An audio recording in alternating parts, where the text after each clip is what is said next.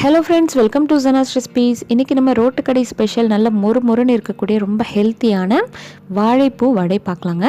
அதுக்கு பார்த்திங்கன்னா கடலைப்பருப்பை 1 கப்பு வந்து தண்ணியில் நல்லா கழுவிட்டு 2 மணி நேரம் நல்லா ஊற வச்சுருங்க. கடலைப்பருப்பு எடுத்துக்கோங்க. வாழைப்பூ சேர்க்குறதுக்கு முன்னாடி கடலைப்பருப்பை நல்லா ஊற வச்சுக்கோங்க.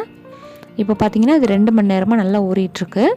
2 மணி நேரத்துக்கு அப்புறம் இப்போ வந்து வாழைப்பூவை வந்து பிகினர்ஸ்க்காக அதை எப்படி வந்து கட் பண்ணுறது அப்படிங்கிறத சொல்லித்தரேன். வாழைப்பூவில் பார்த்திங்கன்னா மேலே வந்து ஒரு தோல் இருக்கும். அதை கட் பண்ணிவிட்டு பார்த்திங்கன்னா இந்த மாதிரி குட்டி குட்டியாக இருக்கும். அதில் வந்து இந்த மாதிரி ஒரு பல்ப் மாதிரி ஒன்று இருக்கும். அதை வந்து எடுத்துடணும். அதை வந்து சாப்பிடக்கூடாது. பாருங்கள், இந்த மாதிரி மேலே வந்து ஒரு சின்ன இதில் அப்படி முட்டை மாதிரி இருக்கும். அதுக்கு மேலே இந்த மாதிரி ஒரு தோல் மாதிரி இருக்கும். இதுதான் பல்ப்புன்னு சொல்லுவாங்க. இது ரெண்டையுமே எடுத்துடணும். எடுத்துகிட்டு இதை வந்து நல்லா கழுவிட்டு குட்டி குட்டியாக நறுக்கி மோரில் போட்டு ஊற வச்சுருங்க. மோரில் போட்டு அலசிட்டு இந்த மாதிரி எடுத்து வச்சுக்கோங்க. இப்போ பார்த்தீங்கன்னா இதை வந்து நல்லா பொடியாக அரிஞ்சு வச்சுருக்கோம். எப்படியும் நம்ம அரைக்க தான் போகிறோம். இந்த மாதிரி கட் பண்ணி தனியாக எடுத்து வச்சுக்கோங்க. இப்போ வந்து நம்மளுக்கு கடலைப்பருப்பும் ஊறி இருக்குது, வாழைப்பூவையும் இந்த மாதிரி நறுக்கி வச்சாச்சு.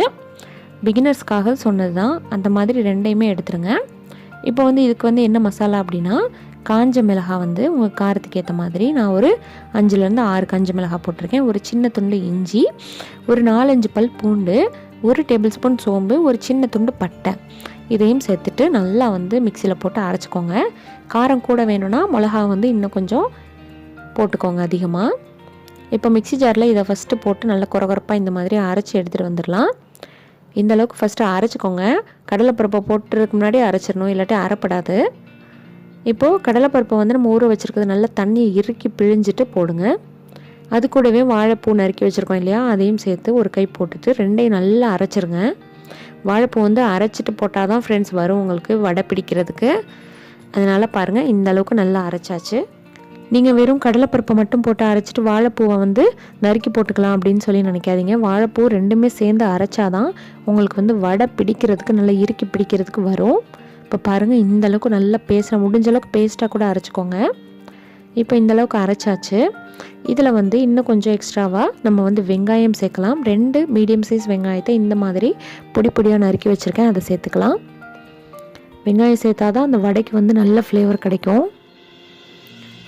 இது கூட வந்து நம்மளுக்கு தேவையான அளவுக்கு கொத்தமல்லி, கருவேப்பிலை, அதுக்கப்புறம் பச்சை மிளகாய், இது 3ஐயும் வந்து உங்கள் டேஸ்ட்டுக்கு ஏற்ற மாதிரி கூடவோ குறைச்சோ நறுக்கிக்கோங்க. பச்சை மிளகா அங்கங்கே இருந்துச்சுன்னா நல்ல வாசனையாக நல்ல டேஸ்ட்டாக இருக்கும். ரொம்ப காரம் வேண்டாம்னு நினைக்கிறவங்க பச்சை மிளகாவை ஸ்கிப் பண்ணிக்கோங்க.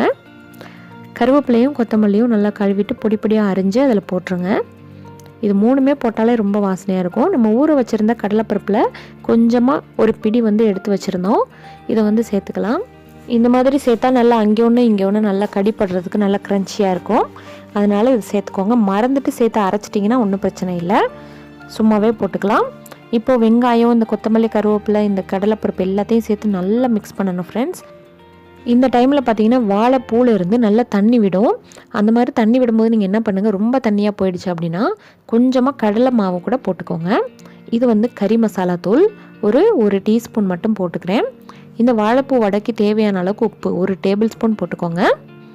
நான் ஏற்கனவே சொன்ன மாதிரி ரொம்ப தண்ணியாக இருந்துச்சு அப்படின்னா நீங்கள் வந்து கொஞ்சமாக ஒரு 1/4 கப்பு வந்து கடலை மாவு சேர்த்துக்கோங்க, அல்லது பொட்டுக்கடலை மாவு கூட சேர்த்துக்கோங்க. எனக்கு வந்து ரொம்ப தண்ணி இல்லை, கரெக்டான அளவில் இருந்துச்சு, அதனால் நான் எதுவுமே சேர்க்கலை. தண்ணியாக இருந்தால் மட்டும் சேர்த்துக்கோங்க. இப்போ எடுத்து வடைக்கு வந்து நல்லா தட்டி எடுத்துக்கலாம். பாருங்கள், நல்லா இறுக்கி பிடிக்க வருது இல்லையா. நீங்கள் வந்து நல்லா அரைச்சிட்டிங்கனாலே உங்களுக்கு சூப்பராக பிடிக்க வரும். ரொம்ப தண்ணியாக கொலகொலான்னு இருந்துச்சுன்னா பொட்டுக்கடலையை வந்து ஒரு 1/4 கப்பு போட்டு அரைச்சி போட்டிங்கன்னா நல்லா இறுகிரும். இப்போ இந்த அளவுக்கு குட்டி குட்டியாக வடையை வந்து தட்டி எடுத்துக்கலாம். உப்பெல்லாம் செக் பண்ணிவிட்டு அடுப்பை பற்ற வச்சுட்டு தேவையான அளவுக்கு ஆயில் ஊற்றுங்க. நான் ஏற்கனவே பல வீடியோவில் சொன்ன மாதிரி ஆயில் வந்து கொஞ்சம் கூட ஊற்றுனீங்கன்னா தான் வடை வந்து நல்லா மிதந்து சூப்பராக வெந்து வரும். ஆயில் நல்லா ஹீட் ஆயிடுச்சு. இப்போ பார்த்தீங்கன்னா வடைகளை போட்டுக்கலாம். பாருங்கள், இந்த மாதிரி தட்டை வரலை அப்படின்னா நீங்கள் வந்து கடலை மாவோ அல்லது பொட்டுக்கடலை மாவோ கொஞ்சமாக சேர்த்துட்டிங்கன்னா உங்களுக்கு சூப்பராக தட்டை வந்துடும். இப்போ வந்து வடை வந்து ஒரு 2-3 நிமிஷமாக நல்லா வேகணும். அப்போ தான் நல்லா உள்ளே வந்து சூப்பராக வெந்திருக்கும். இல்லைனா அப்படியே ஒரு மாதிரி கொலகொலான்னு இருக்கும் வேகாமல். இப்போ இந்தளவுக்கு நல்லா கலர் மாறி வரணும். நல்லா கோல்டன் ப்ரௌன் வந்ததுக்கப்புறம் நீங்கள் வடைகளை வெளியில் எடுத்துக்கோங்க. பாருங்கள், சூப்பராக இருக்குது. அந்த வாழைப்பூவோடைய அந்த துவர்ப்பு தன்மையே இல்லை ஃப்ரெண்ட். நம்ம செஞ்ச இந்த மெத்தடில் துவர்ப்பு தன்மையே வராது. அதனால் இதே மாதிரி செஞ்சு பார்த்துட்டு எப்படி வந்துச்சுன்னு சொல்லுங்கள். இந்த வீடியோ உங்களுக்கு பிடிச்சிருந்துச்சு அப்படின்னா வீடியோக்கு கீழே லைக்குன்னு ஒரு பட்டன் இருக்கும். ஃப்ரெண்ட்ஸ் அண்ட் ஃபேமிலி கூட நிறைய ஷேர் பண்ணுங்கள். இதே மாதிரி ரெசிபிஸ் வேணும்னா ஜனாஸ் ரெசிபிஸ் சேனலை மறக்காமல் சப்ஸ்கிரைப் பண்ணுங்கள். ஒரு டீ மட்டும் போட்டுட்டு இந்த வாழைப்பூ வடையை நல்லா ஈவினிங் வச்சு சாப்பிட்டா ரொம்ப அற்புதமாக இருக்கும். குழந்தைங்களுக்கு செஞ்சு கொடுத்துட்டு எப்படி வந்துச்சுன்னு உங்கள் ஃபீட்பேக்கை சொல்லுங்கள். ஓகே ஃப்ரெண்ட்ஸ், அடுத்த வீடியோவில் சந்திக்கிறேன். Thank you, bye bye. அதுவரையும் ஹாப்பியாக இருங்க, சிரிச்சிட்டே இருங்க, சந்தோஷமாக இருங்க.